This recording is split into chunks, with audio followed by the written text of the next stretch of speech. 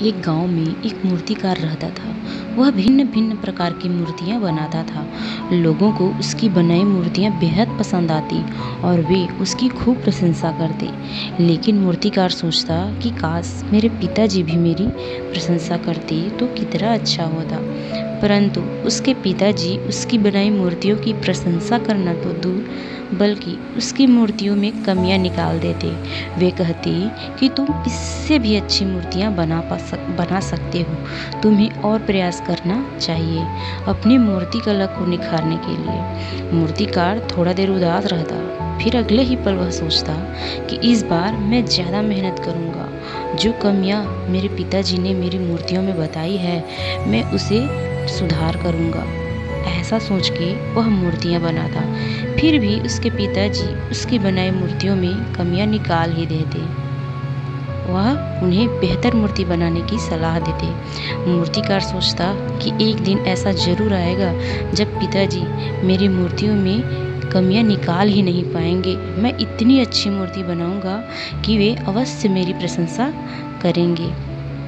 मूर्तिकार ने ठान लिया कि अब मैं अपनी मूर्ति कला को इतना निखारूंगा, इतनी मेहनत करूंगा कि पिताजी तो क्या, कोई भी मेरी मूर्तियों में कमियां निकाल ही नहीं पाएंगे।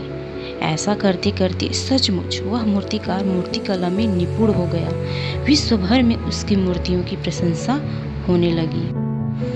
और एक दिन मूर्तिकार के पिताजी उसके पास आए और बोले कि देखा पुत्र, अब तुम्हें समझ आया कि मैं क्यों तुम्हारी मूर्तियों की प्रशंसा नहीं करता था। क्योंकि मैं जानता था कि मैं तुम्हारी प्रशंसा करूंगा तो तुम अपने आप को महान समझने लगोगे और अपनी कमियों की ओर ध्यान ही नहीं दे पाओगे ना ही उसमें सुधार कर पाओगे। मैं जानता था कि तुम एक दिन बहुत अच्छी मूर्तियाँ बनाने लगोगे, तुम दुनिया की सर्वश्रेष्ठ मूर्तिकार बनोगे। मैं जानता था अगर तुमने खुद की कमियों में सुधार नहीं किया होता तो तुम इतनी बेहतरीन मूर्तियाँ नहीं बना पाते। दोस्तों, यह कहानी हमें सिखाती है कि जब कोई व्यक्ति हमारे कार्य में कमियां निकालता है तो हमें दुखी या निराश नहीं होना चाहिए, बल्कि उस व्यक्ति का धन्यवाद करना चाहिए। क्योंकि हमें अपनी कमियां तो नज़र नहीं आती, वह कमी दूसरों को दिखाई पड़ती है।